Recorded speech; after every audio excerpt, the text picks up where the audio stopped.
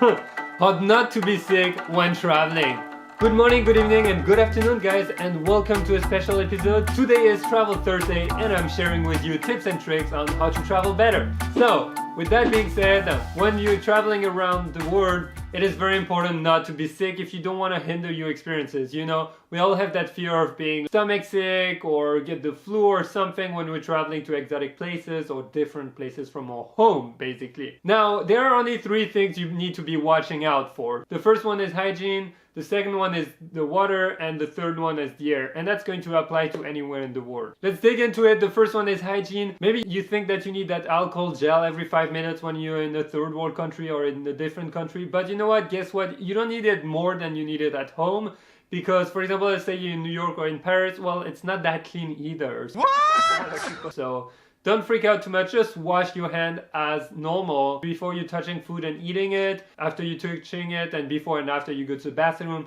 That's the very basic, simple steps for normal hygiene, and you should just keep them the same no matter where you're going in this world. That is very important. You see, the second part I'm going to be talking about right now is very important, and it's the water. I've traveled in many different countries in this world, whether it be in Africa, like in Nigeria, or it be in South America, in Colombia, or in Morocco, or in Egypt. Depending on where you go in this world, the running water, the tap water, is not always drinkable. And the first thing you should do when you arrive in a country is actually ask the local or check your local guide, see if the tap water is drinkable. If it is, most likely you're going to be just like at home, you'll be safe. But just out of precaution, I would recommend you drink water from the bottles unless you're in a developed country. There's another tip I'm going to give you is brush your teeth with the tap water no matter where you are in this world, because actually over time it's going to build up your immunity. You're going to be less likely to become sick from something you ate or you drank when you were in that country. Now, the last part I want to talk about is when you go to a restaurant and you take fresh food, for example, fresh fruits or vegetables like salads. In some countries where the tap water is not drinkable, you have to be careful because they're most likely cleaning the vegetables or the fruit with that water. So in the first 2-3 days you're there, maybe don't go for the fresh food.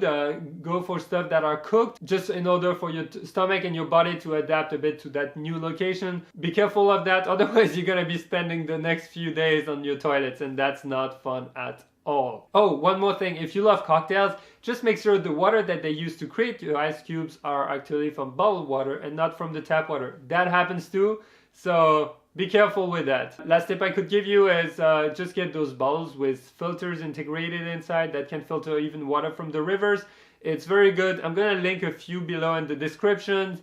I haven't tested them all, so I can't recommend which one is the best, so I'm gonna list a few options, but it's a really cool thing to have because you can actually be in the nature and just drink water from the stream. It's incredible. That brings us to the last part, which is the air. You can't really be careful with the air, but there is something that's very important. And when you're going to like very warm countries, usually they love to blast the AC on like freezing temperatures. Like say it's like 35 outside, you're gonna enter a mall or supermarket, whatever, and it's gonna be 15 degrees. It's gonna be super cold. So no matter where you're going, make sure you're bringing a shapka. No, I'm kidding, not the shapka. Make sure you're bringing a scarf so that you can wear it when you're inside those countries, because the last thing you want to do is catch a cold just because of the AC. That makes no sense, and it's the same in plane. Just make sure you're wearing a scarf or something, just because you get a lot of hot and cold instant changes, and that's not good for you. It's super easy to just catch a cold.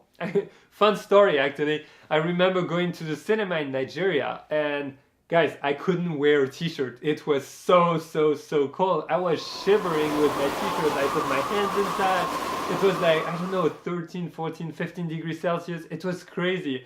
And the moment you go out, it's so warm. So I remember getting sick from that. So just be careful with that. And the last thing is, be careful with the AC at night. If it's blowing on your bed, you're gonna be sick in the morning. So make sure it's blowing out of your bed and not directly on you. Now that's going to be it. It's very simple tips, super short video, but I wanted to share those with you. A lot of people ask me those questions, and I thought I would just share it with you on a video. So if you have any tips, recommendation, or question, leave them in the comments below as usual.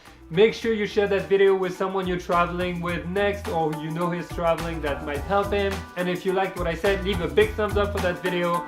Make sure you subscribe for 2017, because you know what, I'm traveling a lot, and on top of doing those knowledge videos, I'm also creating daily travel videos. Next destination is Mexico, then Nicaragua. It's going to be incredible, so just make sure you tune in for the adventures. And last but not least, guys, make the most of your time on this planet. You never know when it ends. So, with that being said, have an amazing day. Bye-bye.